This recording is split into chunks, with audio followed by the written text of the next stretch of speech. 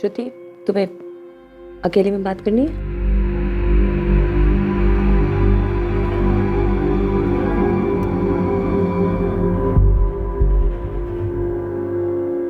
श्रुति, मुझे तुम्हारे general physician ने रेफर करा है। उसके हिसाब से जो तुम्हारा प्रॉब्लम है ये किसी फिजिकल रीजन की वजह से नहीं है और इसका इलाज है। श्रुति,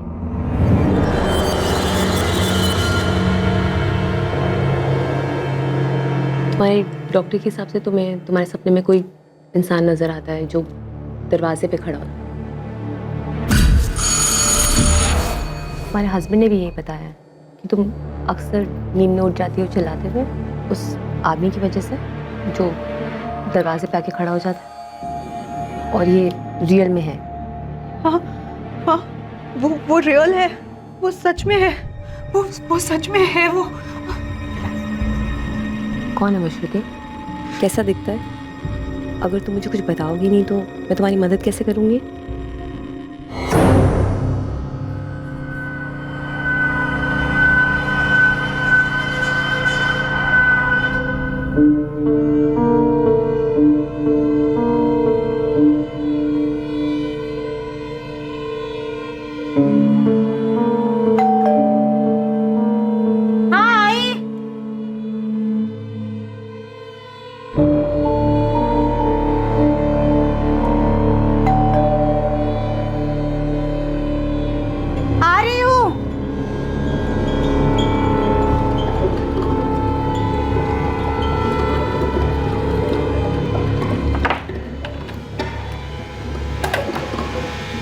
जी? मीटर रीडिंग, गैस की मीटर रीडिंग लेनी है। अच्छा आइए।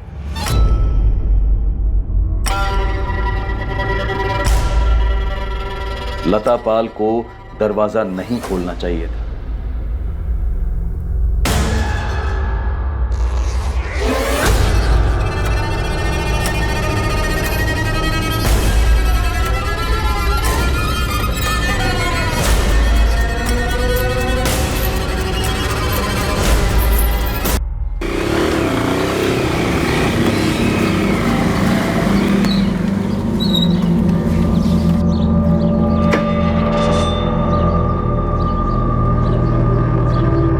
देखो तुमने आज भी दरवाजा पहले से खुला हुआ था। मैं रोज की तरह शाम को 5:45 बजे घर वापस आया था। जयशंकर, घर के दरवाजे पर जोर जबरदस्ती का कोई निशान नहीं। क्या आज कोई आपके घर आने वाला था जिसके लिए आपकी पत्नी लता ने खुद दरवाजा खोला हो? नहीं सर, मुझे नहीं पता अगर कोई आने भी वाला था, लेकिन सर अगर कोई आया भी होगा तो वो लता के साथ ऐसा क्यों करेगा?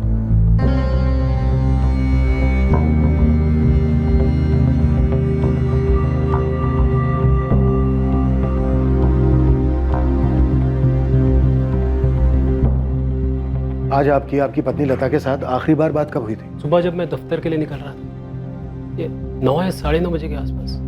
सर कबर्ड को तो छुआ तक नहीं गया है। लता के सोने के कंगन और कानों के झुमके ज्यों के त्यों रखे हुए, तो चोरी का इरादा तो मालूम नहीं होता। किसी जान पहचान वाले का काम है ये। पर कौन जान पहचान वाला? कौन आने वाला था? किसने किया ऐसा? जयशंकर इधर आइए। यहाँ पहले कुछ सामान रखा हुआ था जिसे हटाया गया। सर ये देख रहे हैं निशान? आपने या आपकी पत्नी ने यहाँ से कुछ सामान हटाया है? यहाँ एक फूलदान था। फूलदान? जी सर, मेरी बीवी सालों पहले किसी मेले से उठा लाई थी। बहुत सस्ता था सर। सर हो सकता है विक्टिम के साथ सेक्सुअल असॉल्ट भी हुआ हो।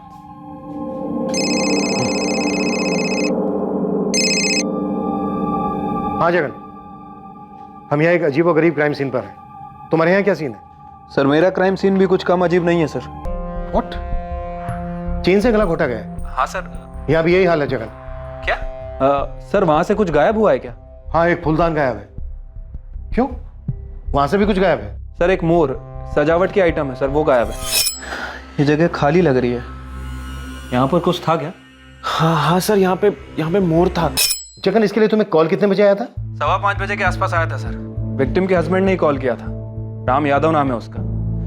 सर वो यहाँ पर एक बाइक स्टोर में मैनेजर का काम करता है। वो और उसकी वाइफ आज शाम को मूवी देखने जाने वाले थे, इसलिए वो घर जल्दी आया था। ये दरवाजा क्यों खुला छोड़ दिया? सर, इस घर से फूलदान और उस घर से सजावट का मोड़, सजावट की चीजें ले जा रहा है कातिल। किसी किस्म का सनकी मालूम होता है।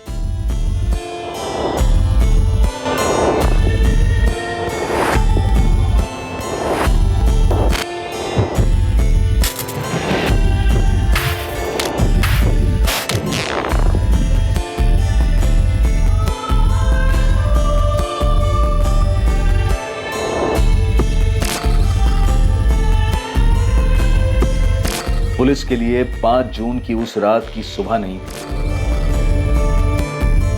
लता पाल और विमला यादव की भयंकर हत्याओं की खबर सारे गाजियाबाद शहर को खौफ की जंजीरों में जकड़ने वाली थी। एक अनजान सनकी कातिल खुला घूम रहा था। ये दोनों मर्डर साधारण नहीं थे।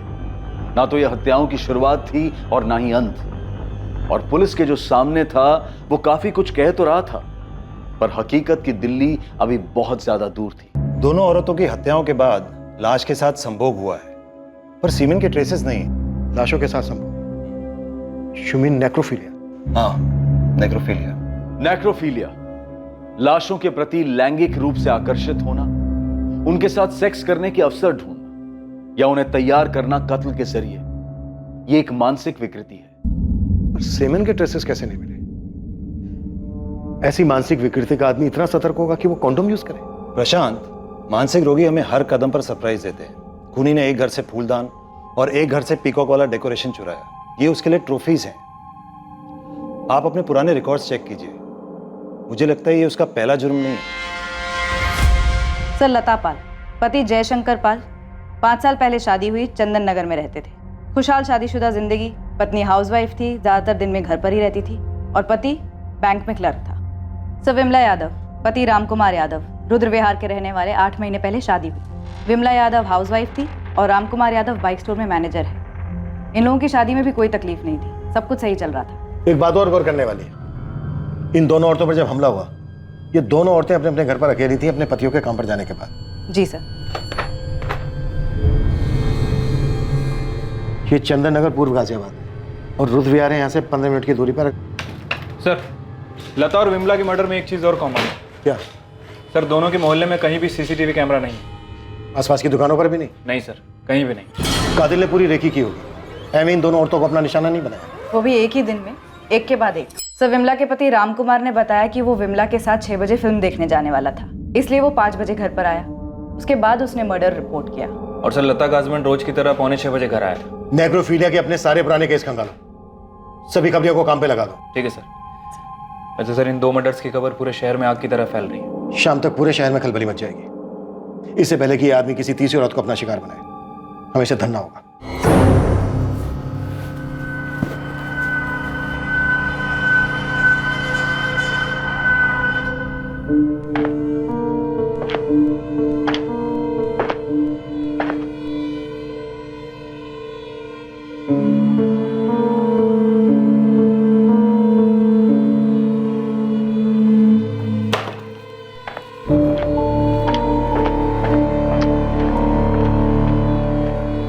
अपर्णा।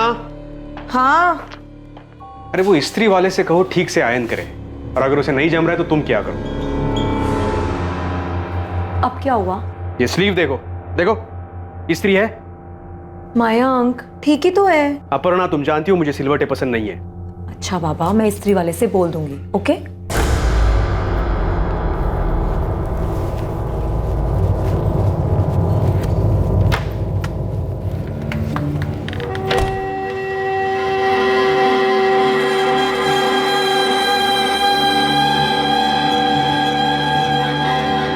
पुलिस के पास मुजरिम के हुलिये की कोई डिटेल नहीं।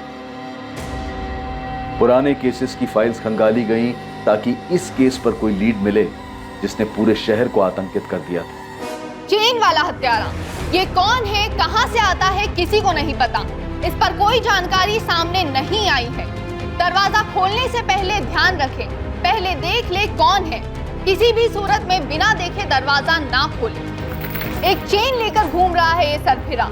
चेन किस तरह की है ये अभी तक पता नहीं चल पाया है, लेकिन पुलिस का कहना है कि जो 2 महिलाओं को ये दरिंदा मार चुका है उन दोनों के गलों पर चेन के निशान पाए गए हैं। ये आदमी किसी भी दरवाजे पर दस्तक दे सकता है, किसी भी रूप में आ सकता है।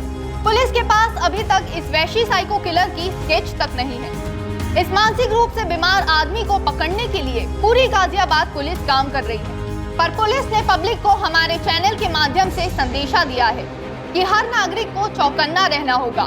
ये हत्यारा पब्लिक में घूम रहा है, वो कोई भी हो सकता है। अगर बेल या दस्तक के बाद कोई अजनबी दिखे बाहर, हल्का सा भी शक हो तो दरवाजा बिल्कुल ना खोलें।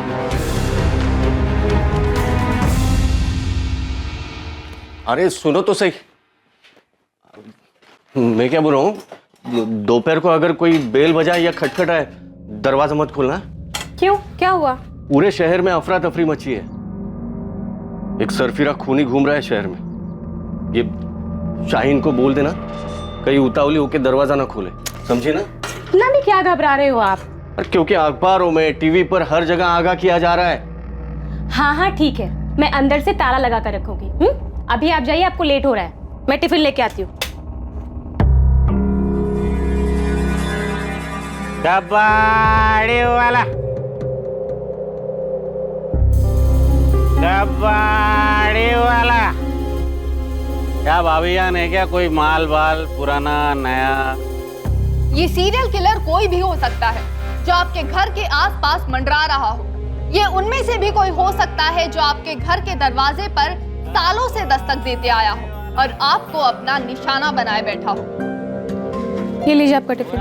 बोतल, रद्दी, प्लास्टिक की। अंदर जा, दरवाजा बंद कर ले जा। कबाड़ी वाला। जाना। हाँ मैं जा रही हूँ, आप आराम से जाइए। कबाड़ी वाला। लता पाल और विमला यादव दोनों विक्टिम्स मध्य वर्ग की जवान औरतें थी और हमले के वक्त घर पर अकेली थी। रमन राघव, साइनेड मोहन और कुछ साल पहले स्टोनमैन, ये सारे सीरियल किलर सड़कों पे अज्ञात लोगों को निशाना बनाते। गहलोत जी, ये किलर अज्ञात लोगों को निशाना नहीं बनाता। मैं वही कह रहा हूँ प्रशांत, इन दोनों औरतों की लाशें घर के अंदर दरवाजे से कुछ दूरी पे पड़ी मिली है। मैं राइट? इसका मतलब इन दोनों औरतों ने खूनी के लिए खुद दरवाजा खोला, उसे अंदर आने दिया।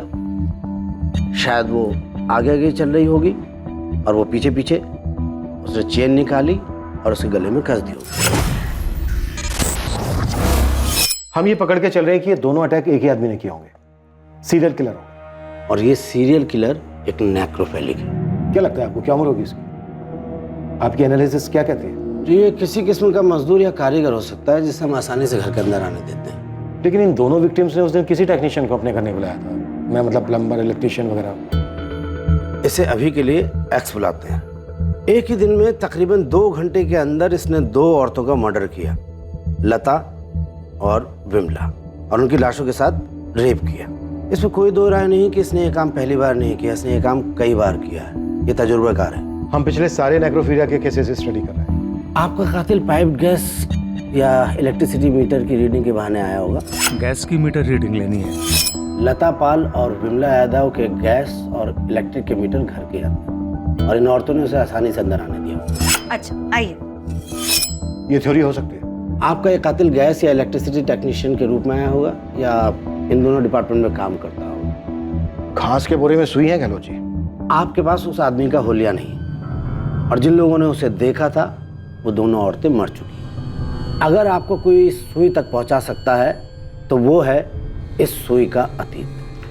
सर, एक डॉक्टर अंजलि पाठक है, साइकियाट्रिस्ट हैं, प्राइवेट प्रैक्टिस करती हैं, आपसे अर्जेंटली बात करना चाहती हैं। अतीत ने अपना फन फैलाया। ये हत्यारा, ये सीरियल किलर वाकई में नेक्रोफीलिया का मरीज था जिसने पहले भी औरतों को शिकार बनाया था। पर क्या उसके हमले में कोई ऐसी औरत भी थी जो बच निकली थी? क्या वो इस दरिंदे को बेनकाब कर पाती? क्या इस हाई प्रेशर केस में पुलिस को कोई ठोस सुराग मिलता? डॉक्टर पाठक, मैं पुलिस इंस्पेक्टर प्रशांत चौबे बोल रहा हूँ। जी, मैंने अभी ये विमला यादव और लता पाल के मर्डर्स के बारे में पढ़ा। डॉक्टर पाठक, क्या ये किसी आपके पेशेंट का काम है?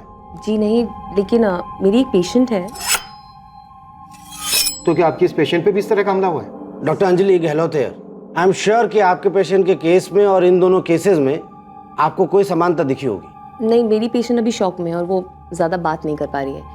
लेकिन मेरी पेशेंट के हस्बैंड से बात हुई थी। और उसने मुझे बताया कि जब मेरी पेशेंट करीब 1 महीना पहले घर पे अकेली थी तो किसी ने उनकी डोरबेल बजाई। जब वो दरवाज़ा खोलने गई तो उस इंसान ने उस पर अटैक कर दिया। डॉक्टर पाठक, हम आपकी इस पेशेंट से बात करना चाहते हैं।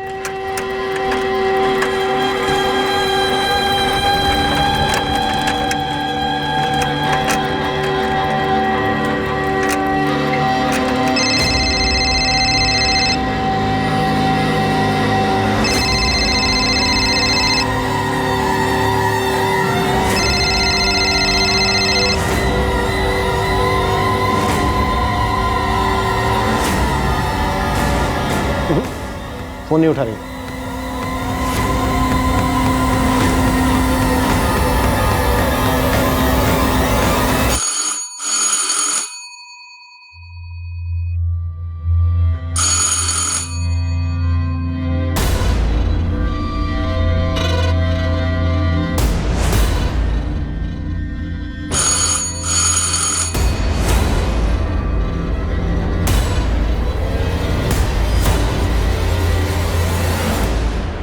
कौन है?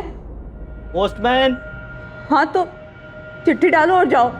अरे रजिस्टर चिट्ठी है मैडम, साइन करना पड़ेगा। कहाँ से है लेटर? मुंबई से है मैडम, श्रुति कश्यप के लिए।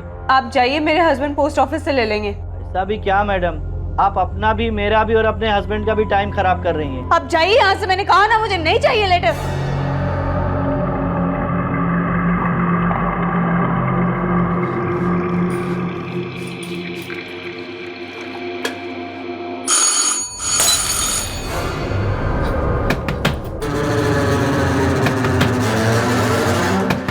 श्रुति प्लीज दरवाजा खोलिए।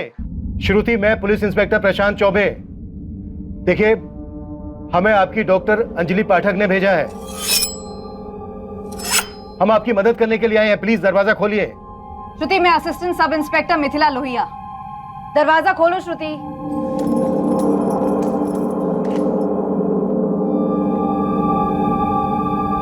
श्रुति, आप बिल्कुल भी डरिए मत, हम यहाँ आपकी मदद करने के लिए आए हैं। हमें आपसे बात करनी है बस। तुम चाहो तो अपने हस्बैंड को फोन करके बुला लो। आप लोगों ने पुलिस कंप्लेन क्यों नहीं की? डॉक्टर अंजलि की सलाह के बाद हम करने वाले थे। तुमने हमलावर का चेहरा ठीक से देखा था? जी। तो बताइए हमें, कैसा दिखता है वो? उम्र क्या होगी उसकी? सर लगभग 1 महीने पहले 16 मई का दिन था।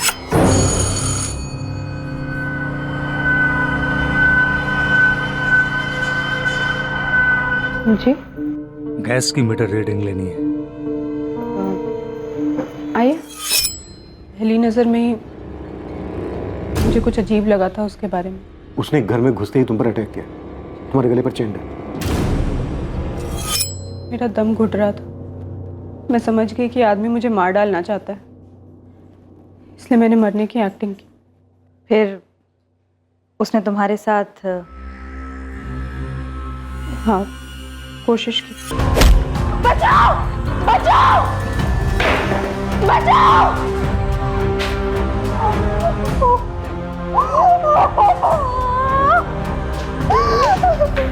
श्रुति, श्रुति क्या हुआ तुझे? जान से मारने की कोशिश की। पड़ोसी उसे पकड़ नहीं पाया सर, वो भाग चुका था। श्रुति, वो चेन कैसी थी, तुम्हें कुछ याद है? सर मैं ठीक से देख तो नहीं पाई, पर इतना पक्का है स्टील या एल्युमिनियम की थी।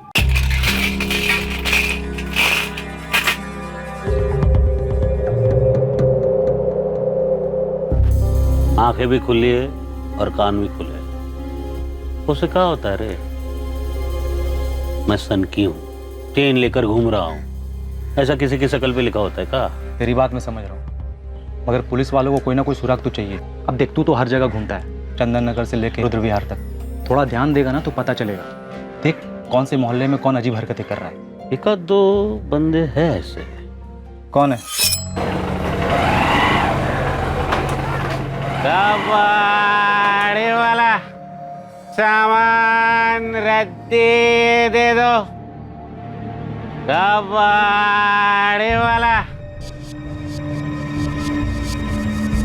हाँ तो नाम पता देना। अरे अभी तो नजर में आया है, निकालने दे उनका हिस्ट्री, ज्योग्राफी। देख मुसा, जो करना है जल्दी कर, एक और लाश नहीं मिलनी चाहिए। तेरा टिप ना 50% बढ़ा के दूंगा पक्का।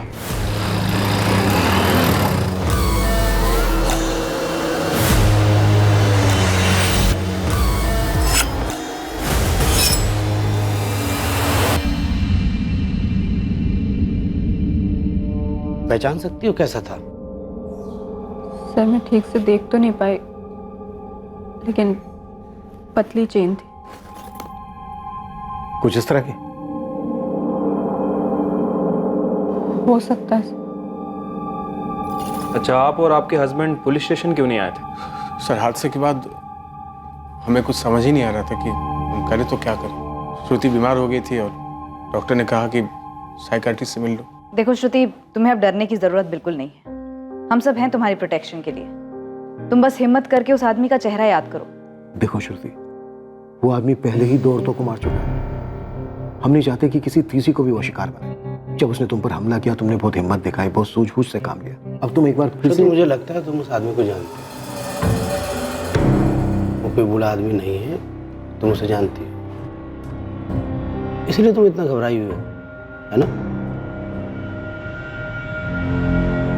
देखो श्रुति, अगर तुम उसको जानती हो, उसे पहचानती हो, तो प्लीज बताओ। हम श्योर नहीं है, हम सिर्फ शक है। हमें उसे किसी भी हालत में रोकना है, इसलिए आप दोनों जो भी जानते हैं प्लीज बताइए।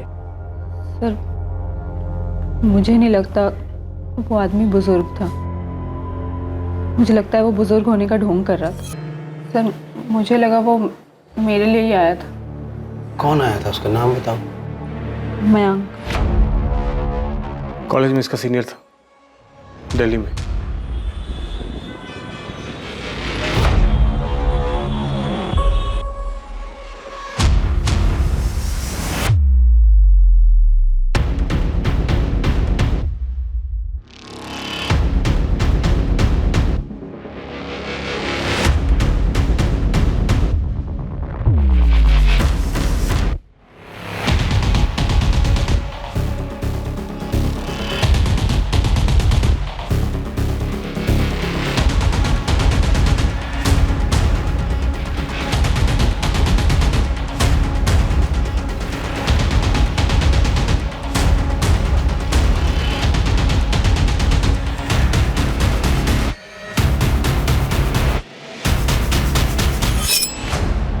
ये स्लीव देखो, इस्त्री है।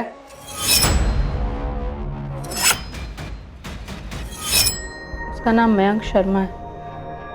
मेरी एक फ्रेंड ने मुझे बताया था कि वो मुझे स्टॉक करता था और मेरी पिक्चर्स लेता था, तो मैंने तुरंत कॉलेज के प्रिंसिपल से उसकी कंप्लेन कर दी थी।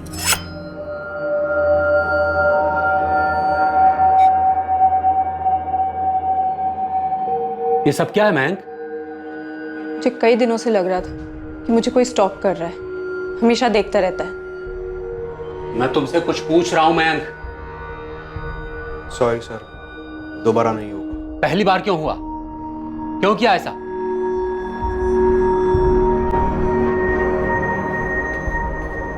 श्रुति देखो देखो, मैं चिल्लाऊंगी। अरे मुझे तुमको सॉरी बोलना था। नहीं चाहिए तुम्हारी सॉरी, जस्ट गेट लॉस्ट। श्रुति, मैं तुमसे बहुत प्यार करता हूँ, इसलिए तुम तक पहुंचने की कोशिश कर रहा हूँ मैं। श्रुति, आई लव यू। मेरी बात तो सुनो तुम। अरे मैं स्टॉकर नहीं हूँ। I love you Shruti. Watchman, watchman please. इस बार जब मैंने कॉलेज में कंप्लेन की तो मयंक को कॉलेज से निकाल दिया गया। मुझे हमेशा डर लगा रहता था कि वो मुझसे बदला लेगा, लौटेगा कभी, लेकिन कॉलेज से निकाले जाने के बाद वो कभी मेरे सामने नहीं आया। तुम्हें लगता है तुम्हारे घर में घुसकर जिस आदमी ने तुम पर अटैक किया वो वही है जो तुम्हें स्टॉक करता था, तुम्हारे कॉलेज का मयंक शर्मा? जी। तुम कॉलेज से 2012 में ग्रेजुएट हुई, अब तुम 28 की और वो 31-32 का। देखिए सर, इसे सिर्फ शक है कि वो मयंक था। शक का कोई खास कारण श्रुति? वो कॉलेज में ड्रामा क्लास में था, मयंक एक्टिंग करता था। You call me a dog even before you had a cause? But since I'm a dog now, be aware of my fangs. The pound of flesh which I demanded of you is dearly bought. It is mine now, and I will have it. I will have it. College के theatre group का secretary था मयंक शर्मा। इस वक्त कहाँ है मयंक शर्मा श्रुति? क्या करता है वो? Any idea? सर ना मुझे तब कोई आइडिया था कि वो क्या करता था, और ना मैं नफरत करती रही उससे।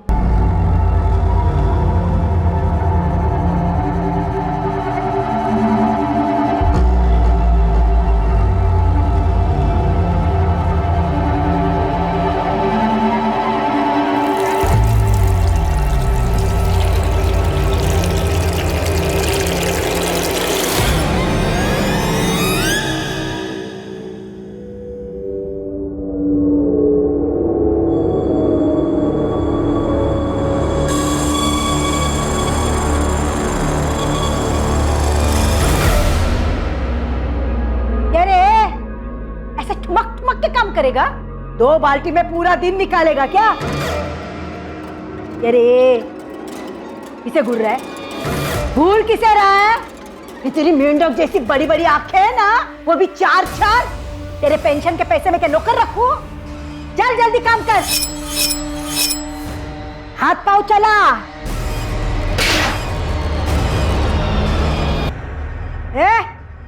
देख क्या रहा है? चल हाथ पाँव चला।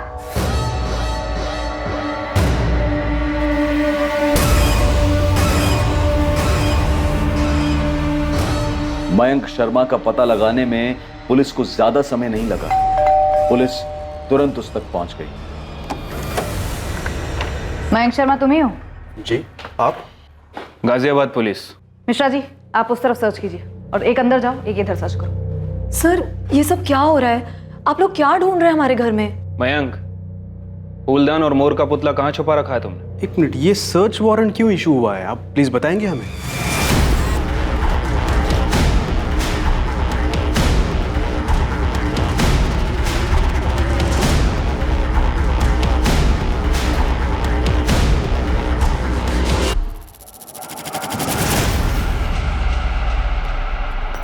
सर ये देखिए सर।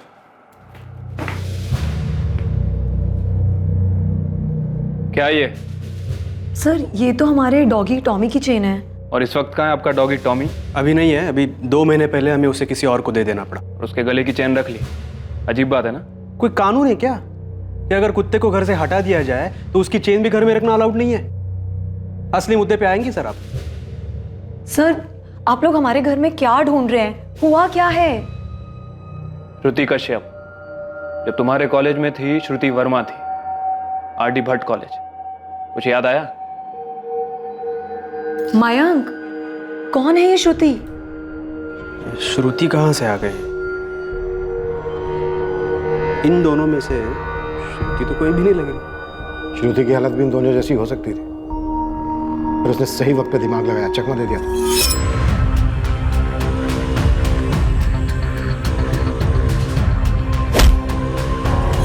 कॉन्डोम का इस्तेमाल किया तूने। एक बार भी तूने ये नहीं सोचा कि चेन पे से भी तेरे अंश मिल सकते हैं? अगर एक भी अंश मिला ना तो उससे तेरा डीएनए निकाला जा सकता है।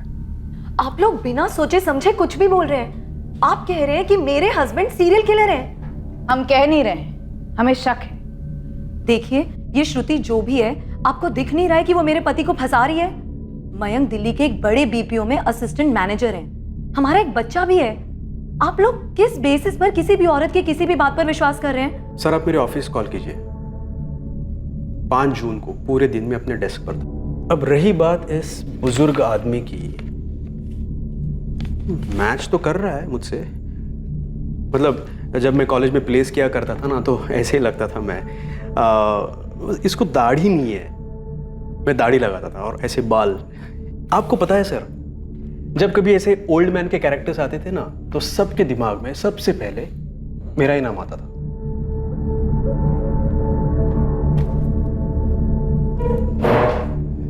देखिए सर, श्रुति मेरा अतीत है। मैं याद नहीं करता हूं उसे, कब का भुला चुका हूं उसे। 7 साल पहले मुझे कॉलेज से निकाल दिया गया। एक कॉलेज से दूसरे कॉलेज भटकता रहा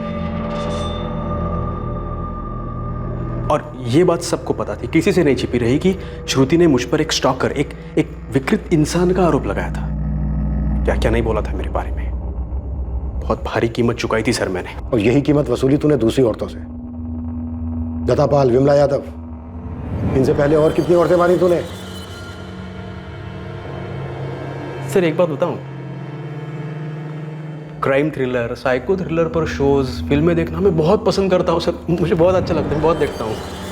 लेकिन मैंने ये कभी नहीं सोचा था कि एक दिन क्राइम मेरे ही दरवाजे पर दस्तक देगा, और वो भी ऐसे स्ट्रेंज। श्रुति का पता कैसे लगाया तूने?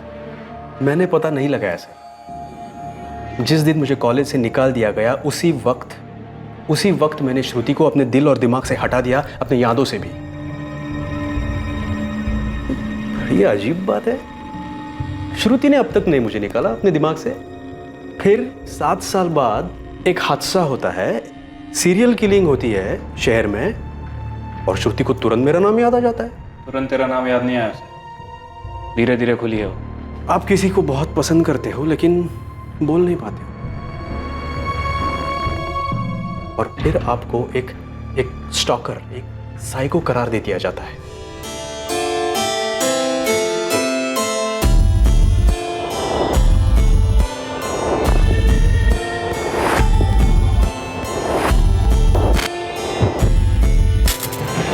आप लोग किसी सीरियल किलर को ढूंढ रहे हो या फिर कबाड़ी वाले को? किस एंगल से लगता है आपको कि मैं इन दोनों में से हूं, कबाड़ी वाला या फिर सीरियल किलर? विधिनगर 12/340, वहां मिलेगा तेरा आदमी, तेरा सन की किलर। और ये जो तस्वीरें तूने भेजी है ना, ये बंदा वैसा दिखता ही नहीं है, गलत बना हुआ है। क्या बोल रहा है बे? पुलिस को मिल चुका है वो बंदा जिसका स्केच बना है, समझा? गलत आदमी को पकड़े हो तुम। मैं जो बंदा बोल रहा हूँ ना, साहब लोगों को बोलो उसको उठवा ले। मुकेश नाम है उसका, मुकेश कामदार।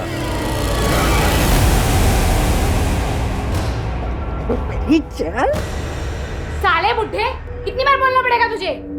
मैं तेरी बीबी सीमा नहीं हूँ। माफ कर दो, गलती हो। पैसे कहाँ है? कहाँ उड़ाए? पैसे कहाँ उड़ाए? बता पैसे कहाँ है? नहीं ना बताएगा तो मैं खाना नहीं दूँ। मर भूखा मर साले कुत्ते। सर मैंने पूरी छानबीन कर ली है, मैं बता रहा हूँ आपको, यही आपका बंदा है, आप उठा लो। सर ये बंदा घर में कुछ और है, बाहर में कुछ और ही है, बन ठन के निकलता है रोज। सर ये बंदा बीवी के सामने ना भीगी बिल्ली बन के रखता है, इसकी बीवी ना चाबुक चला के रखती है इसको। और इसी बंदे को आप बाहर देखिए, दूसरे इलाकों में ना एकदम फुल कलरफुल बन के घूमता है ये। और ये बंदा रहता है रुद्र विहार के पास, जहाँ पर विमला यादव का मर्डर हुआ था। हाँ सर, विधिनगर 12/340 म्यूनसिपालिटी में ना सफाई कर्मचारी था ये, मुकेश कामदार। ऐसे कैसे उठा सकते हो आप लोग? कारण तो बताना होगा ना। तू बताता है सबको कोठों पर औरतों के साथ क्या क्या करता है, हाथ पैर बांध के जोर जबरदस्ती करता है ना उनके साथ। साहब उनको जो चाहिए होता है देता भी तो हूँ। ये लता और विमला क्या किया इसके साथ? क्या कह रहे हो साहब? कौन है ये दोनों? कौन है ये श्रुति? मैंने पूछा ये श्रुति कौन है? पीछा किया करते थे तुम उसका? वो मुझसे बदला लेना चाहती है। पता है क्यों? मैं तो श्रुति का नाम भी पहली बार सुन रही हूँ, मुझे कैसे पता होगा क्यों? क्योंकि चोर की दाढ़ी में तिटका, वो किसी को बचाने की कोशिश कर रही है। मैं उसके घर जाऊंगा, उस पर अटैक करूंगा, वो पहचानती है मुझे, फिर भी मैं ऐसा करूंगा।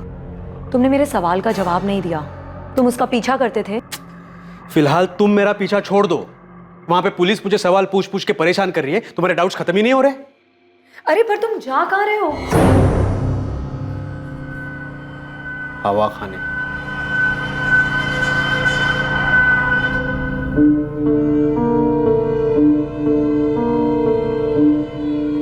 ये मयंक नहीं है प्रशांत, मैं श्योर हूँ ये मयंक नहीं है।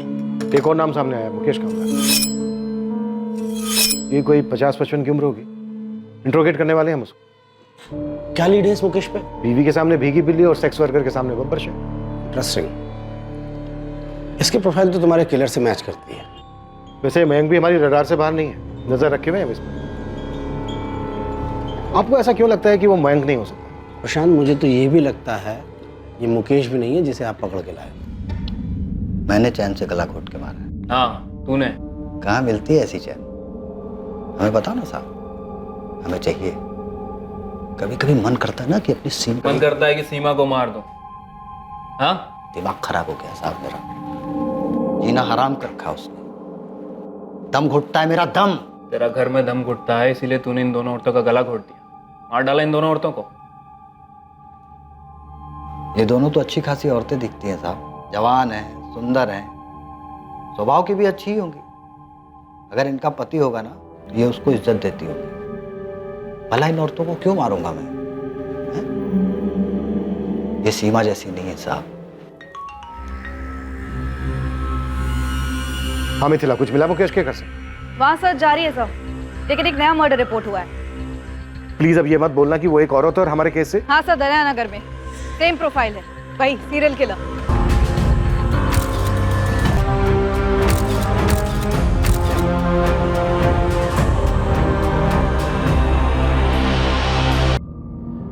अटैक के समय मुकेश हमारी कस्टडी में था सर, और मयंक पर भी हमारी एक टीम 24 घंटे नजर बनाए हुए थी। मुकेश या मयंक में से कोई नहीं है। गहलोत जी भी यही कह रहे थे कि इन दोनों में से कोई भी वो सीरियल किलर नहीं हो सकता। प्रशांत, श्रुति ने हमें क्लू दिया था कि वो बुजुर्ग नहीं है। बुजुर्ग का गेटअप लेके वो टारगेट पे निकलता था। अधेड़ उम्र का ये गेटअप एक चाल, एक कवर है, उम्र में उससे कम होना चाहिए। तो श्रुति ने तो मयंक का नाम भी दिया था, पर अब लगभग तय है कि मयंक किलर नहीं है। प्रशांत से मैं वही कह रहा था कि हमारा सीरियल किलर एक बहुत बड़ा शिकारी है। वो घर से अपनी ट्रॉफी कलेक्ट करता है और अपने शिकार को जिंदा नहीं छोड़ता।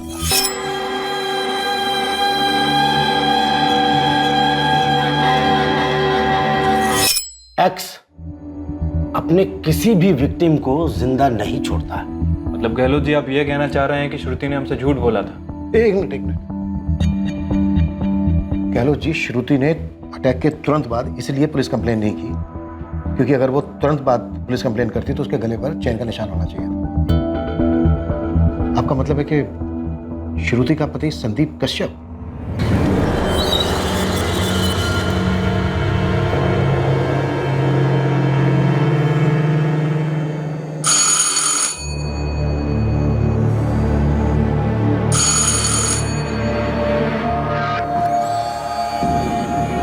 क्या श्रुति, अब मेरे लिए भी इतना टाइम रहती हो दरवाजा खोलने में? अब मुझसे भी डरोगी तुम?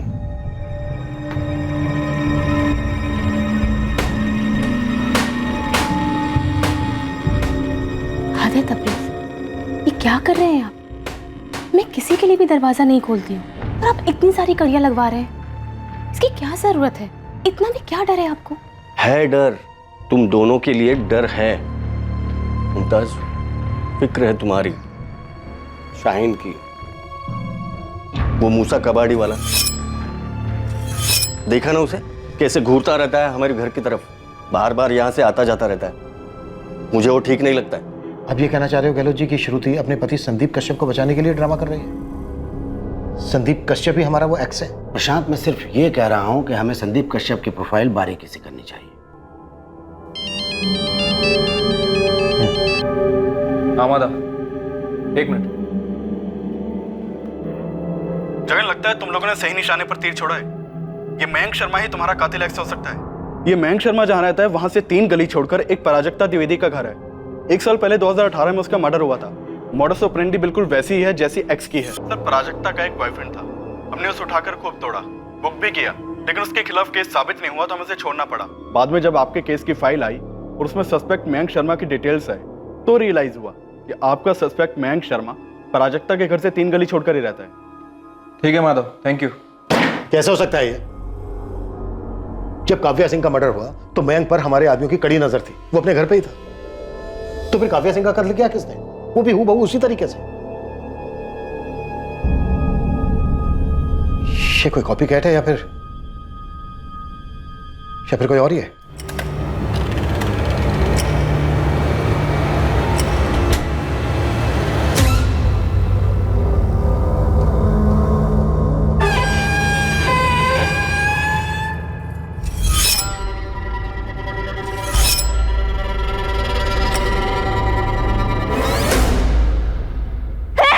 Watchman! Watchman, help, please!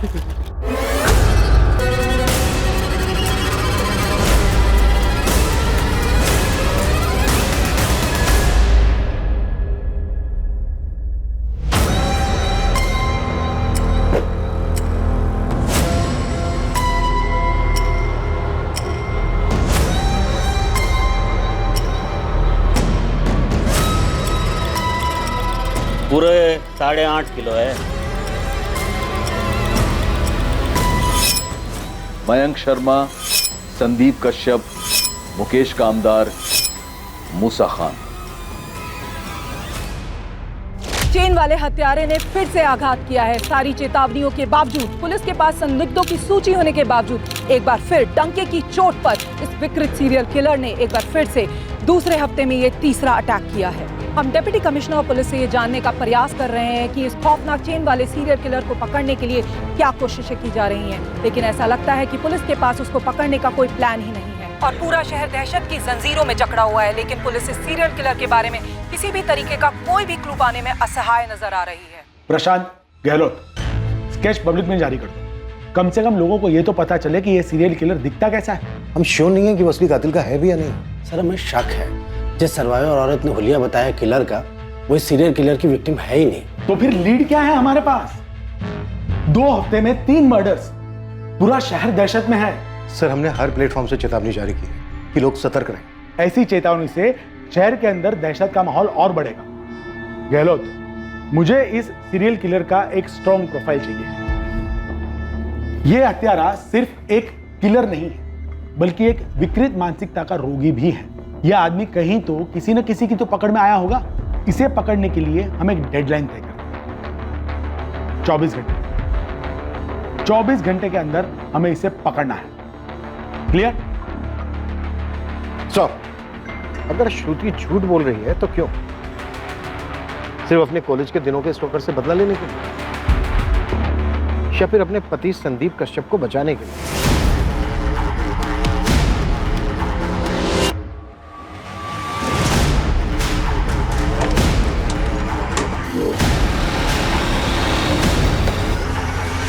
तो अब ये संदीप कश्यप का पूरा बायोडाटा है, यहीं गाजियाबाद में पला पड़ा है।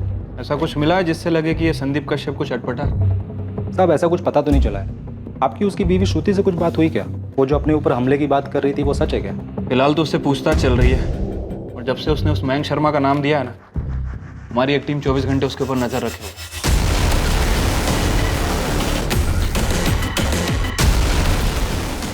हम दिल्ली में हुए प्राजक्ता द्विवेदी के मर्डर से इस मयंक शर्मा का कनेक्शन ढूंढ रहे हैं। मैं झूठ बोल? आप लोगों को लग रहा है कि मैं कहानियां बना रही हूँ? श्रुति 5 जून को मयंक गाजियाबाद में नहीं था, दिल्ली में था, जिस दिन लता पाल और विमला यादव का मर्डर हुआ।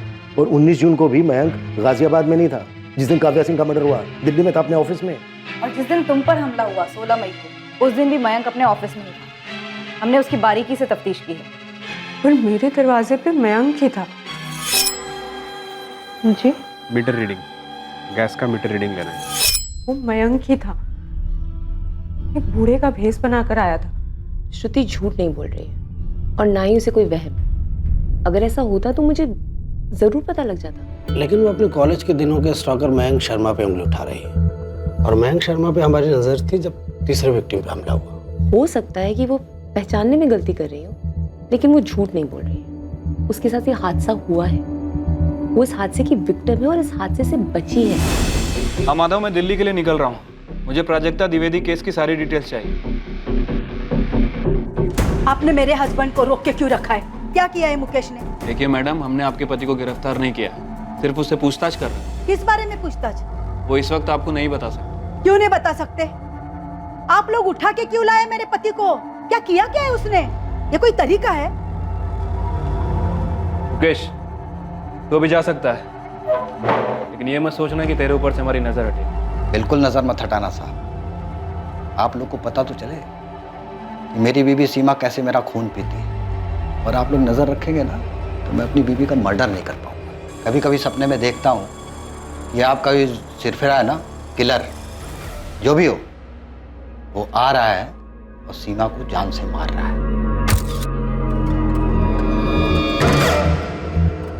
गहलोत जी, स्केच तो हमें रिलीज करना ही पड़ेगा।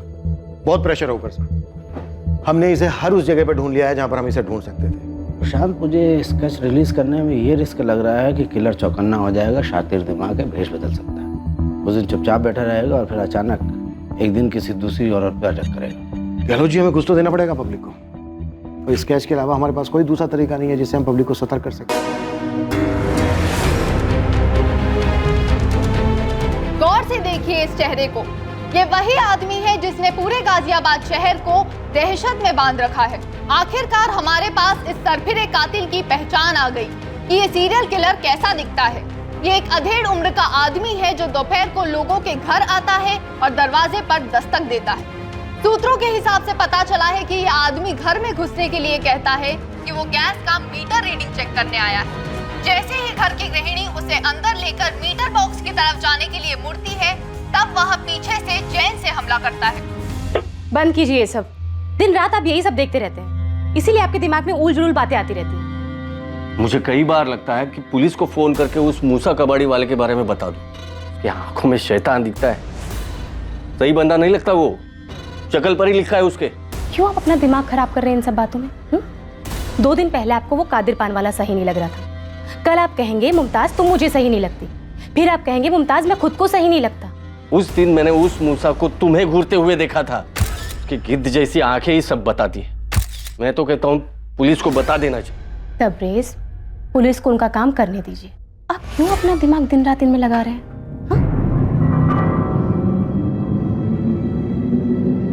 नाचने वाली गुड़िया, फूलदान, सजावट का मोर और सजावट का जहाज।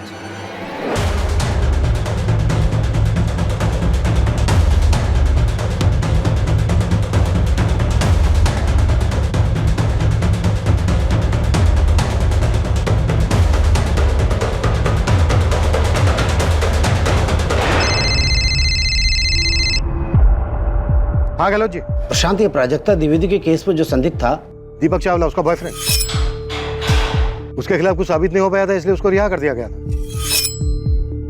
हो सकता है ये सारी श्रृंखला वहीं से शुरू हुई हो, दिल्ली से, जब नाचने वाली गुड़िया प्राजक्ता के घर से गायब हुई थी। ये प्राजक्ता का बॉयफ्रेंड दीपक चावला है कहाँ? जगन देख रहा है, उससे पर बात किया, कुछ मिला है क्या आपको?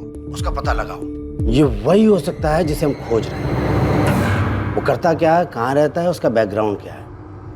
मुझे उस केस की हर बारीक से बारीक डिटेल चाहिए प्रशांत। क्या इस सीरियल किलर और उसकी विकृति की जड़ें प्राजक्ता द्विवेदी के मर्डर और उसके रेप केस में थी? क्या दिल्ली में प्राजक्ता द्विवेदी के एक्स बॉयफ्रेंड दीपक चावला तक पहुंचने से इस सीरियल किलर की खोज पर अंकुश लगने वाला था? यह केस एक ऐसा चौंकाने वाला मोड़ लेने वाला था जिसकी उम्मीद पुलिस को दूर दूर तक नहीं थी।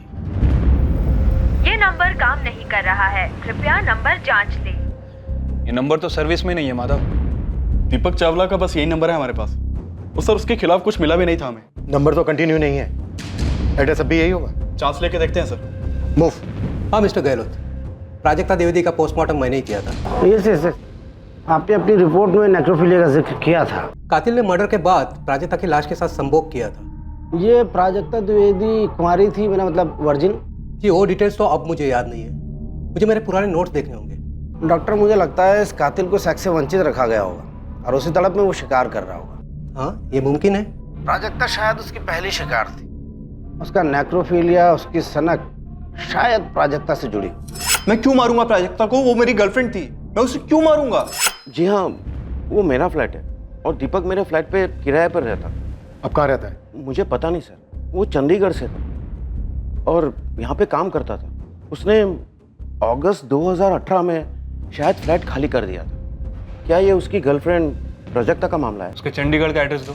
मेरे पास अब एग्रीमेंट की कॉपी नहीं है और दीपक तो काफी पहले फ्लैट छोड़कर चला गया था। हाँ मिथिला, किसी भी जगह की सीसीटीवी फुटेज से कुछ मिला? नहीं सर, लेकिन एक और औरत मारी गई है।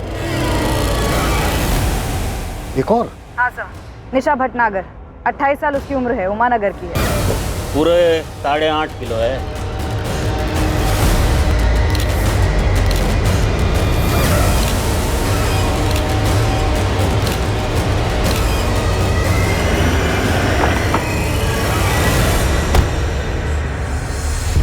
यहाँ से क्या लेकर गए? सर ये देखिए, शोकेस में हर जगह कुछ ना कुछ रखा हुआ है, लेकिन ये स्पॉट खाली है। किलर जो भी ले गया होगा यहीं से ले गया होगा, लेकिन निशा के हस्बैंड राकेश को कुछ याद ही नहीं आ रहा है कि वो सामान क्या था। इतनी चेतावनी दी हमने, पूरे शहर में डर का माहौल बना हुआ। इसके बावजूद उस सिरफिरे ने दस्तक दी।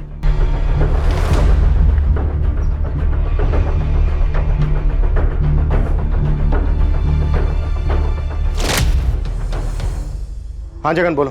लगता है इस बार हमारी किस्मत अच्छी है सर। निशा के घर से 2-3 गली छोड़कर एक सुनसान रास्ता है और वहां पर एक एटीएम है और एटीएम के बाहर सीसीटीवी कैमरा है सर। तुरंत फुटेज निकालो, अभी के भी, आज की भी और आज के पहले की भी। बहुत हो गया ये लुका छुपी का खेल।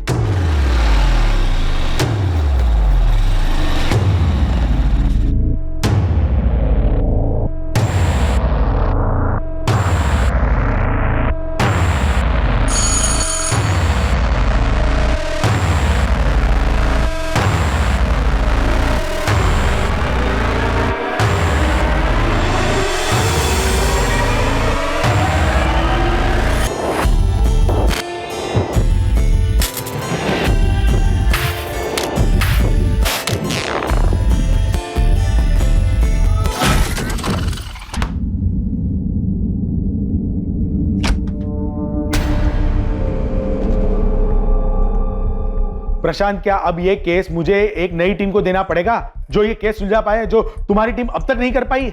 मैंने तुम्हें 24 घंटे दिए थे कातिल को पकड़ने, और हुआ क्या? एक और लाश। हेडक्वार्टर्स में मेरे ट्रांसफर की बात चल रही, तुम्हें पता है? सर, हमें निशा भटनागर के घर के पास एक सीसीटीवी मिला है। उस सीसीटीवी फुटेज से इस केस में कोई ना कोई लीड मिलने की हमें पूरी उम्मीद है। अब उम्मीद से काम नहीं चलेगा प्रशांत, एक्शन चाहिए, एक्शन। सर, हम हर मुमकिन दरवाजा खटखटा रहे हैं। वो भी दरवाजा खटखटा रहा है और एक के बाद एक नए विक्टिम्स दिए जा रहा है। मैंने तुम्हें 24 घंटे दिए थे कातिल को पकड़ने, और होता क्या है? 48 घंटे के अंदर एक और विक्टिम की लाश। सर, वो फुटेज ट्रांसफर हो रहा है, गारंटी हमें उससे कोई ना कोई लीड मिलेगी, और उसके बाद हम एक सिंगल मिनट भी जाया नहीं करें। सर, ये राकेश भटनागर दोपहर 2:55 को घर लौटा। 3:05 पर इसने पीसीआर को फोन किया और 3:10 पर हमें कॉल आया।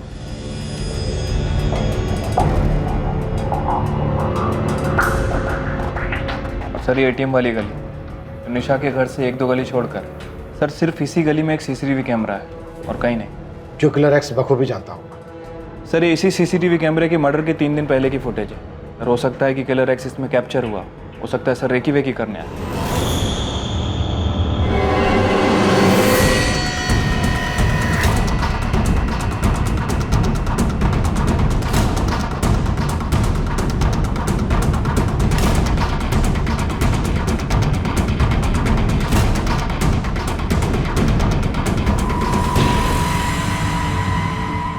ये बंदा 3 दिन लगातार दिखता है, लेकिन चौथे दिन नहीं दिखता। ये तो मूसा है साहब, मूसा खान। अभी कहाँ मिलेगा ये? डेरा चौक में ना इसकी रद्दी की दुकान है। वो बुढ़े मुकेश कामदार की टिप ना इसने ही दी थी मुझे। जिस इलाके में कांड हुआ है ना, ये वो हर इलाके में घूमता है। चंदन नगर जहाँ लता पाल का कत्ल हुआ, रुद्र विहार विमला यादव का, दयानगर काव्या सिंह का, और इस वाले केस में निशा भटनागर यानी उमा नगर। और मैंने इसको ही काम पे लगा के रखा हुआ था कि पता कर किस मोहल्ले में कौन अजीब हरकतें कर रहा है। और ये साला खुद ही निकला इन सबके बीच। कहीं ये मूसा खान ही तो नहीं है हमारा किलर एक्स?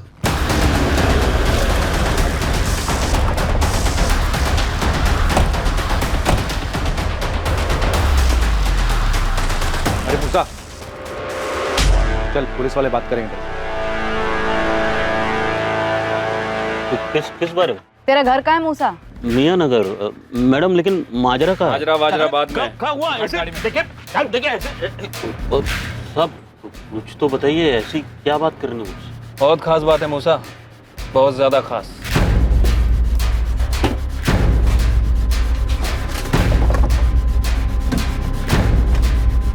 कुछ मिला? नहीं मैडम।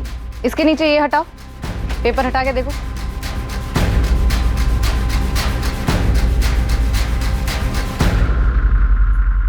देख क्या रहे हो? तोड़ो।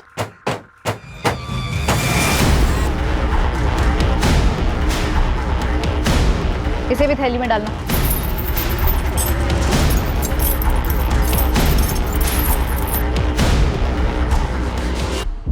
कत्ल के 3 दिन पहले तक ये लगातार दिखा है, लेकिन कत्ल वाले दिन नहीं दिखा। बाकी के विक्टिम्स के मोहल्ले में भी दिखा है। कौन कौन है इसकी फैमिली में? पता लगा रहे हैं, इसकी दुकान की भी तलाशी जारी है। ये कबाड़ वाला है ना? हाँ, इसीलिए मैं मुकेश कामदार जो सफाई कर्मचारी है उसकी टिप दी थी। गुमराह कर रहा होगा मैं, मिसलीड। लेकिन ये प्राजक्ता द्विवेदी के बॉयफ्रेंड दीपक चावला का क्या हुआ? एक टीम पहुंचने वाली है वहां पर। कहता जी, मुझे लगता है कि हमें हमारा एक्स मिल गया है, मूसा खान कबाड़ी वाला।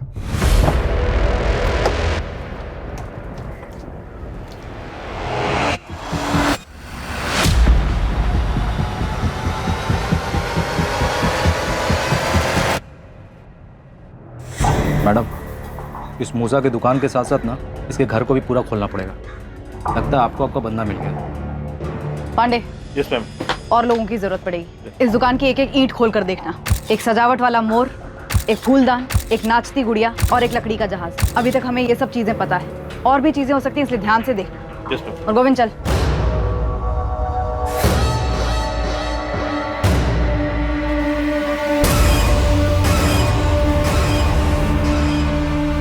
जानता ही नहीं ये निशा भटनागर? हाँ, नाम से नहीं जानता साहब। वो उमानगर में रहता। वो 3-4 दिन पहले रद्दी उठाया था। घर की मेज पे से और क्या उठाया था? सिर्फ रद्दी उठाया था सर। पूरे 8.5 किलो है। 8 किलो सर। नहीं सब 8.5 किलो था। इतनी धुलाई होगी कि तू अपना नाम तक भूल जाए। इन सब का मर्डर किया है तूने। 1 साल पहले इस प्राजक्ता द्विवेदी का मर्डर किया। इन सब के मर्डर करने के बाद इनकी लाशों के साथ तूने अपनी हवस पूरी की है, पर कभी पकड़ा नहीं गया। लेकिन इस बार पकड़ा गया। घर का एक एक चप्पा चप्पा छान मारो। ओ मेम साहब, वो कबर्ड मत छोड़ना, वो किचन मत छोड़ना। क्या कर रही है मेम साहब? बताएंगी ऐसे घर में घुसकर क्या ढूंढ रही है? बताएंगी भी, मैं ढूंढ दूंगी ना। क्या ढूंढ रही है? एक फूलदान, एक सजावट का मोर, एक नाचती हुई गुड़िया और एक जहाज। और क्या क्या है यहाँ पर? हाँ? ये कबाड़ की चीजें तो मेरे शौहर की दुकान पर होनी चाहिए। आप हमारे घर को क्यों रौंद रही हैं? और मूसा ये सब कबाड़ की चीजें यहाँ क्यों रखेगा भला? सूटकेस लाओ इधर। मेम साहब। मैडम, सच बता दे मूसा, नहीं तो जिंदगी में कभी अपने पैरों पे खड़ा नहीं हो पाएगा। तो सच ये है कि आपको ना कोई मिल नहीं रहा साहब, इसलिए जो ये बद्दा इल्जाम है ना वो आप हम पर, मुझ पर मल रहे सर। और जो तेरी दुकान में ट्रंक मिला है जिसे तूने लॉक करके रखा था, अश्लील किताबें मिली हैं उसमें? बिल्कुल मिली होगी। कबाड़ी हूँ साहब, कबाड़ नहीं मिलेगा और क्या मिलेगा साहब? बच्चा है सर, छोटा सा मेरा, आता है दुकान पे कभी कोई भी किताब लेकर पढ़ने लगता है, उसके हाथ ना लगे इसलिए वो ताला मार के रखी थी मैंने। कई ग्राहक लोग भी आते हैं साहब ऐसे मैगजीन की तलाश में साहब। मैं साहब आपके खबरी की मदद कर रहा था। मदद कर रहा था या भटका रहा था?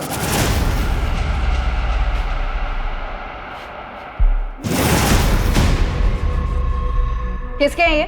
मेरे अब्बू के। तेरे अब्बू तो लुंगी बनियान पहनकर घूमते हैं। तो लुंगी बनियान पहनने वाला आदमी पैंट और शर्ट नहीं पहन सकता? ये क्या मामले वाली बातें कर रही हैं आप मेम साहब?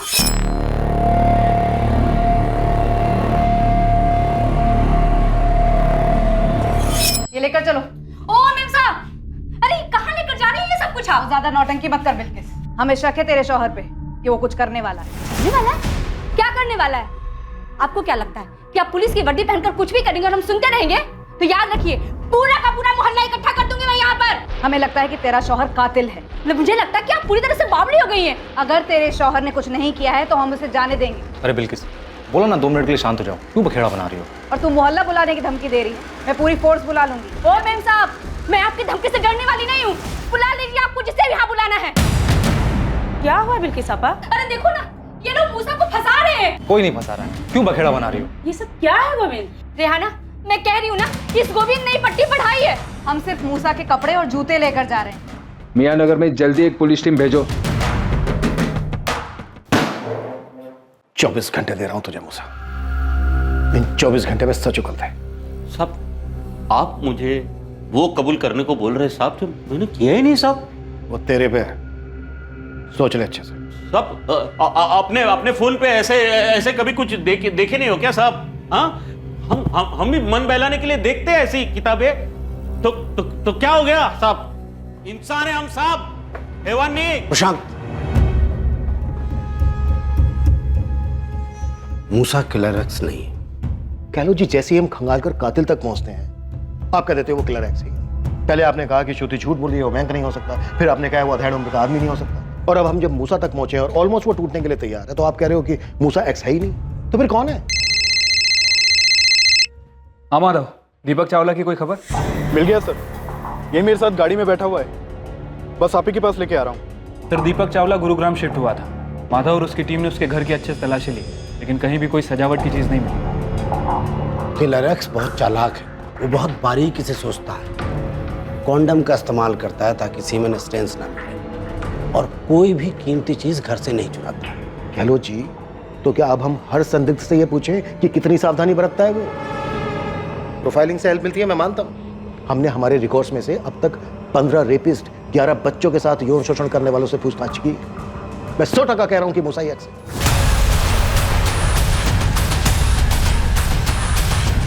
नहीं, अगर आप इतने दावे के साथ कह रहे हैं कि मूसा एक्स नहीं है, तो फिर बताइए ना, लाखों लोगों के शहर में हम उस बारीक सी प्लानिंग करने वाले को कैसे ढूंढे जिसका दिमाग घुमा हुआ है, जो ऐसी औरतों को टारगेट करता है जो घर में अकेली रहती हैं, उनका मर्डर करता है और फिर लाश के साथ रेप करता है। बोलिए ना। उसने अपना हुलिया बदल लिया है। हमने स्केच पब्लिक में आम किए, मीटर रीडिंग वाली डिटेल्स मीडिया में दी, इसलिए एक्स चौकन्ना हो गया। मैं मानता हूं। अब आप हमें ये बताइए गहलोत जी, उस चालाक आदमी की बारीक सी प्लानिंग को मात देने के लिए आपकी क्या सर, मूसा के घर और मोहल्ले से बहुत मुश्किल से निकले। उसके घर से कुछ सामान मिला है।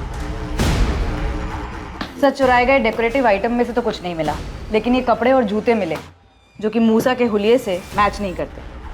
गहलोत जी। सर कैसे बच बचा के निकला हूं ना, मत पूछिएगा। नहीं पूछूंगा। कोई काम की बात है? साहब वहाँ से डायरेक्ट मैंने 2 लोगों को साइड में लेके बात की। जो बातें मुझे पता चली ना, मुझे पहले नहीं मालूम था। ये मूसा ना कपड़े पहनने का बहुत शौकीन आदमी है। हर शुक्रवार शनिवार को ना अपनी बेगम के साथ एकदम सज धज के निकलता है घूमने के लिए। ये पहले तेरी पकड़ में कैसे नहीं आया गोविंद? साहब किसी के शक्ल पे तो लिखा नहीं होता ना कि सनकी है, सरफिरा है। हाँ तो गहलोत जी क्या बोलते हो? अभी आप यही कहोगे कि मूसा निर्दोष है? हाँ निर्दोष है। ये सीरियल किलर कोई और ही है। ये मूसा है और इस वक्त हमारी कस्टडी में है। क्या तुमने कभी इसे अपनी सोसाइटी में देखा? इसका कहना है कि कभी भी ये कबाड़ के काम से दिल्ली नहीं गया। सर मुझे सच में नहीं पता कि कौन प्राजक्ता के साथ ऐसा कर सकता है। मुझे समझ में नहीं आ रहा है सर कि प्राजक्ता के साथ जिसने भी ये सब किया सिर्फ इसलिए ताकि वो डांसिंग डॉल चुरा सके। सस्ती डॉल थी सर, मैंने ही उसे वो गिफ्ट की थी। उसे डांस का शौक था इसलिए। उसके दिमाग में क्या चलता है, क्यों चलता है, कोई नहीं बता सकता। 4 और औरतों को मार चुका है और वहां से भी सजावट के आइटम लेकर गायब है। सॉरी, इससे पहले मैंने इसे कभी नहीं देखा। इसी एक सवाल के लिए आप मुझे गुरुग्राम से उठाकर यहाँ लाए हैं। आपको क्या लगता है वो साइकोपैथ मैं हूँ, या फिर पिछली टीम की तरह आपका टॉर्चर करने का इरादा है मुझे? प्रशांत, जो करना पड़े करो, मुझे इस दहशत का अंत चाहिए तुरंत। सर आज रात अच्छे से खातिर की जाएगी इस मूसा खान की। कल सुबह तक सामने से आकर सब कुछ कबूल कर लेगा। तुम्हें कितना यकीन है कि यही वो सीरियल किलर है? सारी की सारी कड़ियां जुड़ रही हैं सर। सभी विक्टिम के मोहल्ले में देखा गया है। अच्छे कपड़े पहनता है, अश्लील मैगजीन पढ़ने का एडिक्ट है। बस एक चीज है जो फिट नहीं बैठ रही है। अगर डेकोरेशन के वो पीसेस मिल जाते तो इस केस को एक क्लोजर मिल जाता। एक और अड़चन है सर। अब क्या हुआ? गहलोत जी कह रहे हैं कि किलर एक्स मूसा खान हो ही नहीं सकता। देखो, गहलोत को उसके एनालिसिस करने दो। तुम इस मूसा की हलक में उंगली डालो। प्रोफाइलिंग कभी कभी गलत भी हो सकती। मुझे सही कातिल चाहिए। कल सुबह अच्छी खबर सुनो। ए मूसा, बोल क्यों किया और कैसे किया? हाँ सच सच बोलेगा तो छोड़ देंगे मुझे। ए देख, सच बोल के बाद देख।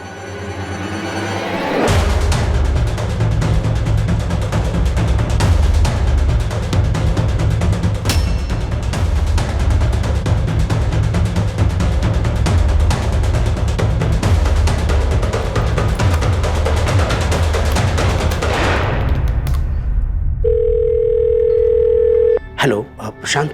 हाँ गहलोत जी बोलिए, क्या मिला आपको इतनी रात को? क्या तुम अभी आ सकते हो? कुछ मिला आपको? हाँ, प्राजक्ता, विमला, लता, श्रुति, ये सभी निशाना बनाएगी, चुन चुन के निशाना बनाएगी। ये सभी चुनी हुई टारगेट थी। घर में अकेली होती थी और टारगेट की गई। बाकी की दोनों काव्या और निशा भी तो घर पे अकेली थी जब इन्होंने दरवाजा खोला। शांत, ये निशा और काव्या चुनी हुई टारगेट नहीं है, ये अचानक शिकार हुई। मूसा ऑलमोस्ट टूट चुका है, कल तक अपना जुर्म भी कबूल कर लेगा। काव्या और निशा का कत्ल तब हुआ जब सारी दुनिया को किलर की डिटेल्स मिल चुकी थी। जाहिर है एक्स को भी। तो ये कि एक्स इन लास्ट दोनों घरों में बूढ़े के भेष में नहीं गया। उसने दरवाजा नहीं खटखटाया, वो कुछ देने के बहाने इन घरों में गया था, डिलीवरी करने के लिए। एक्स एक डिलीवरी मैन है, मूसा नहीं। उसने इस बार मीटर रीडिंग के बहाने का इस्तेमाल किया ही नहीं। गैस की मीटर रीडिंग लेनी है क्योंकि इन लास्ट दोनों घरों में मीटर घर के अंदर है ही नहीं। तो फिर सवाल यह है कि इन दोनों औरतों ने उसे घर के अंदर क्यों बुलाया? लॉजिक प्रशांत। सर, एक गिलास पानी मिलेगा? बहुत प्यास लगी। मैडम, एक गिलास पानी मिलेगा? रुको 2 मिनट लाती हूँ। प्रशांत, मुमकिन है कि निशा के मामले में भी ऐसा ही हुआ होगा। एक गिलास पानी मिलेगा मैडम? बड़ी प्यास लगी है। 1 मिनट रुकिए, लेकर आती हूँ। काव्या और निशा के मर्डर्स प्लानिंग से नहीं हुए थे, बस फितरत से हुए थे। ये एक्स एक डिलीवरी मैन है, देखा मौका है तो अपनी विकृति को अंजाम देने झपट पड़ा होगा। आपकी थ्योरी में सच्चाई हो सकती है कि कातिल अलर्ट हो गया होगा, उसने अपना हुलिया बदल लिया होगा, लास्ट की 2 विक्टिम्स को टारगेट नहीं किया होगा। फिर भी वो विक्टिम तो है। देखिए गहलोत जी, कातिल हमारी हिरासत में है, मूसा ही एक्स है। नहीं, बिल्कुल नहीं। एक्स हमारे हाथ में है ही नहीं। वो बाहर घूम रहा है पब्लिक के बीच खुलेआम। प्रशांत, मैं दावे के साथ कह रहा हूं, मूसा हत्यारा है ही नहीं। ए मूसा, उठ। बोल कैसे किया मर्डर तूने? इंतजार कर रहा हूं मैं, बोल। एक बड़ी खबर आ रही है। चेन वाले हत्यारे ने एक बार फिर हमला कर दिया है, इस बार जयानगर में। ये जून के महीने में 5वीं हत्या है। फिर एक बार एक गृहिणी जो दोपहर को अपने घर पर अकेली थी, इसके घर भी हत्यारे ने दस्तक दी, जिसके बाद माधुरी का भी वही हश्र हुआ जो बाकी 4 औरतों के साथ हुआ था। और एक पुलिस है जो इस केस में पूरी तरह बेबस बौखलाई हुई मालूम होती है। सर, यहाँ से भी कुछ गायब हुआ है, लेकिन अभी पता नहीं क्या।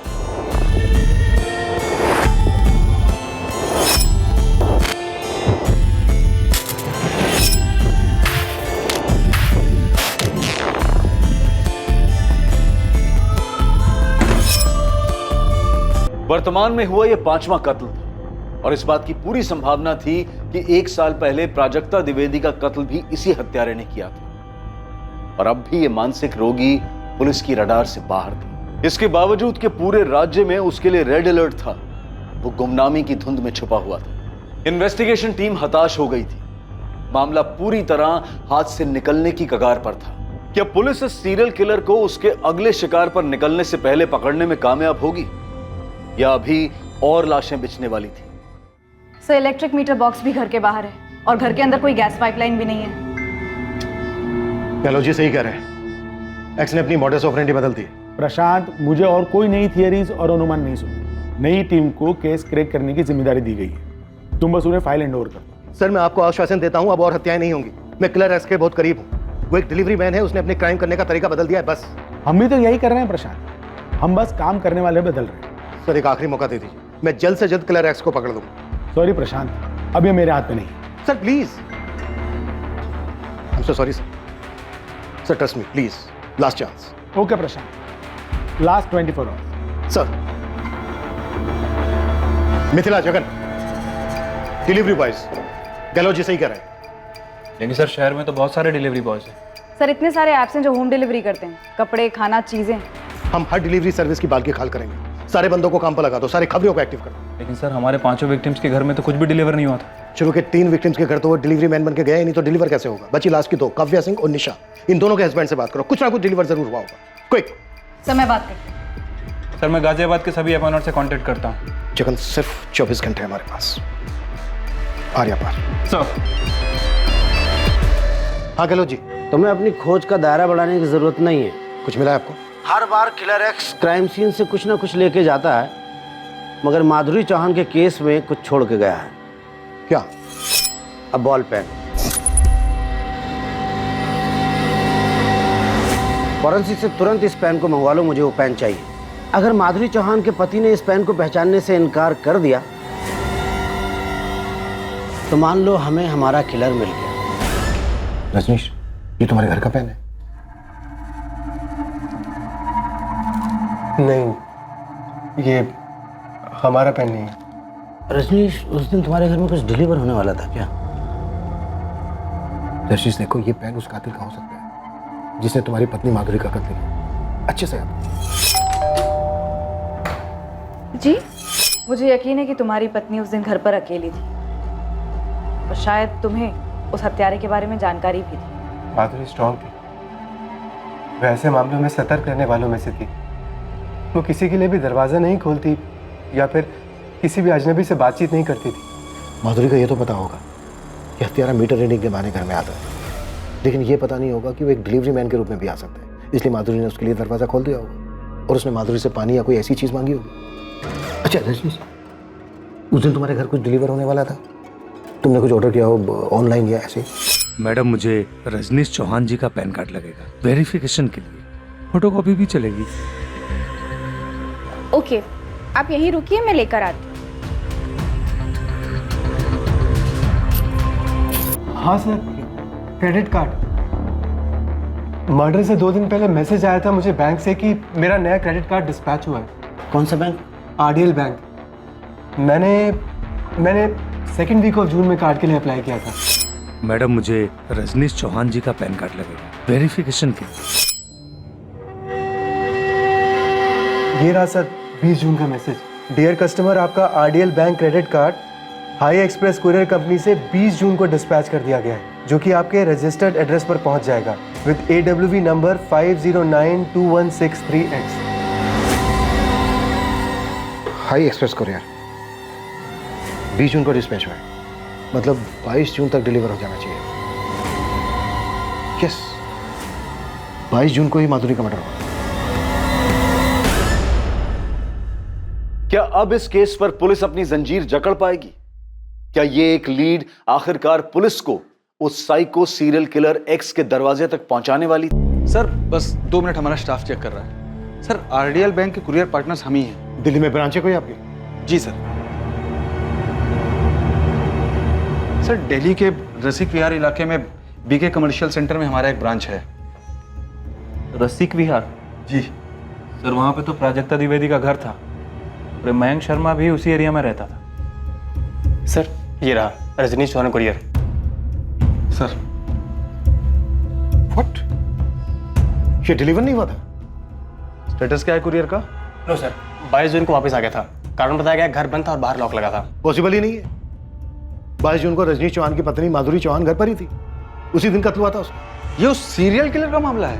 जी। वैसे डिलीवरी बॉय कौन था आपका?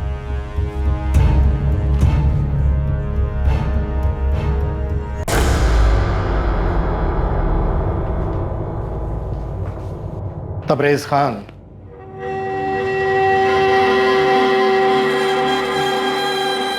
लगता है तू अपना पैन भूल गया। माधुरी चौहान के घर 22 जून को। मैडम, ये रजनीश चौहान के नाम से बैंक से कुरियर आया है। मैडम, एक गिलास पानी मिलेगा, बहुत प्यास लगी। 1 मिनट रुकिए, लेकर आती हूँ। मैडम, एक गिलास पानी मिलेगा? रुको, 2 मिनट लाती हूँ। अरे आप लोग कहाँ जा रहे हैं, क्या कर रहे हैं? कोई मुझे बताएगा? मैडम, ये हो क्या रहा है मेरे घर में? इतनी कुंडियाँ? ये कुंडियाँ मेरे शौहर ने लगवाई हैं, पर माजरा क्या है आप मुझे बताएंगे? सर अंदर एक ट्रंक मिला, लेकिन उस पर ताला लगा है। लेकिन मेरी बात तो सुनिए। आइए सर, ये देखिए। अरे आप लोग कुछ बताएंगे कि क्या हुआ है? ये चाबी कहाँ है इसकी? चाबी मेरे शौहर तबरेज के पास है, लेकिन बात क्या है? आप लोग मुझे कुछ बता क्यों नहीं रहे? बेटा आप 1 मिनट के लिए बाहर जाओ। मिश्रा जी। लेकिन आप लोग बताइए तो, मेरे शौहर ने किया क्या है? हमारे पास तुम्हारे शौहर के खिलाफ ठोस सबूत है कि जो शहर में औरतों के मर्डर और रेप हो रहे हैं ना, इसमें तुम्हारे पति का ही हाथ है। वही है ये चैन वाला हत्यारा। क्या?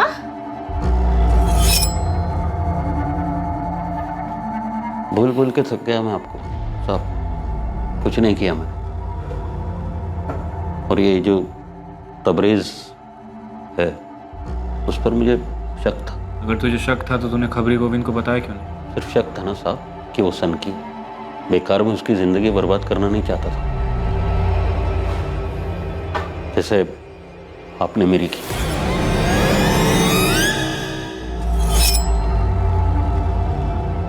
लीजिए चाबी।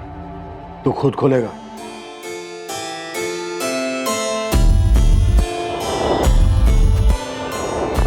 खोल।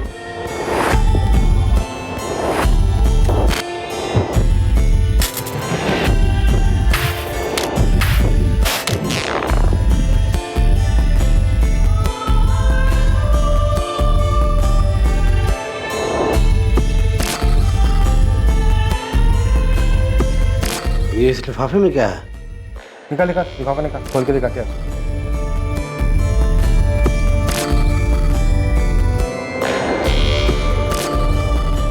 निकाल।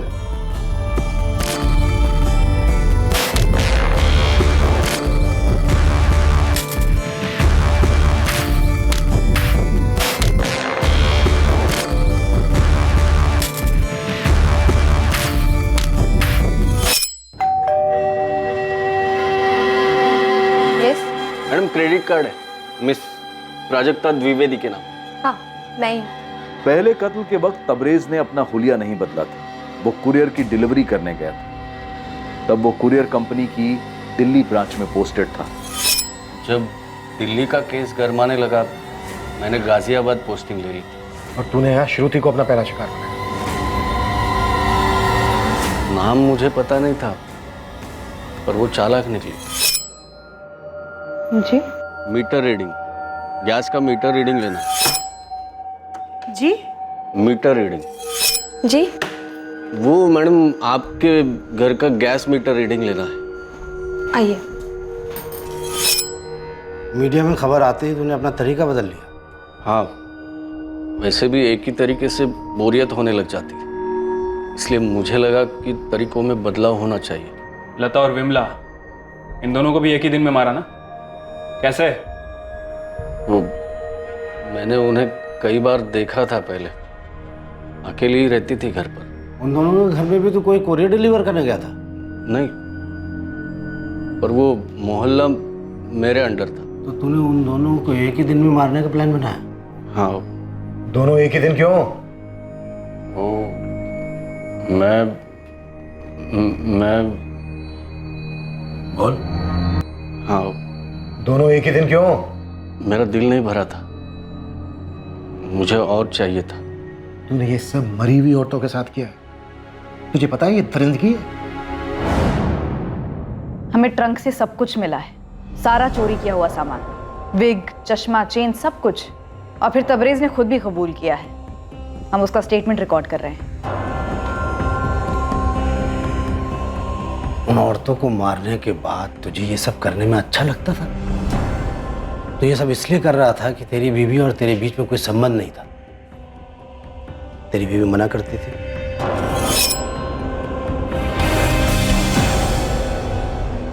आज नहीं, समझा करो, आज नहीं। अरे क्या हुआ? थोड़ी देर के लिए ना, समझा करो। मन कर रहा है ना मेरा। तुम्हारे मन के चक्कर में मेरी हालत खराब हो गई। डॉक्टर ने दूरी बनाए रखने के लिए कहा। पता कितना दर्द होता है मुझे, कितना जख्म हुआ है। डॉक्टर ने बोला है कि ऑपरेशन करना पड़ेगा। परेशान होने लगा था मैं, हर बार मना कर देती। तो सिर्फ इसीलिए तूने उन औरतों को मार दिया और उनके साथ संभोग किया? वो औरतें मना नहीं करती। अबे लाशें कैसे मना करेंगी?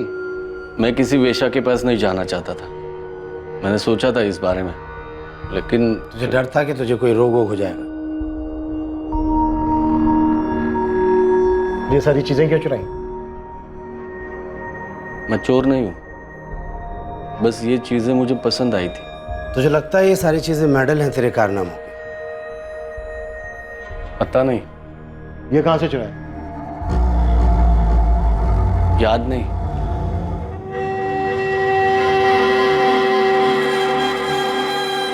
इन सारे सीरियल हमलों की एकमात्र सर्वाइवर श्रुति कश्यप ने तबरेज को पहचान लिया।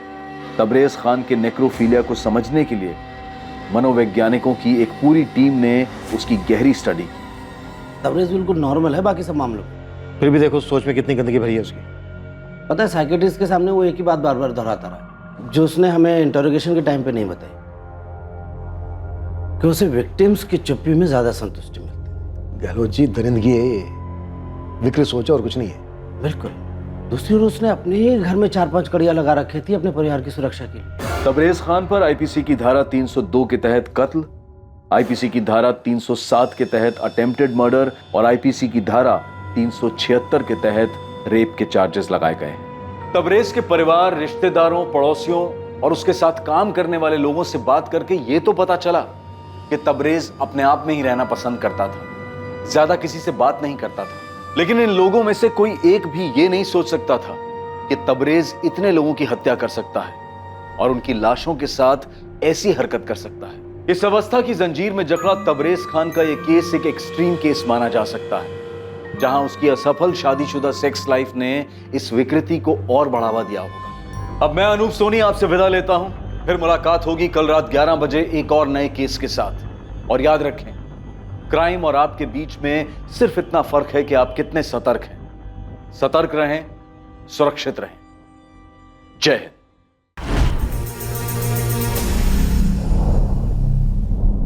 इस तरह के और भी एपिसोड देखने के लिए हमारे चैनल को सब्सक्राइब करें और बेल आइकन दबाना ना भूलें।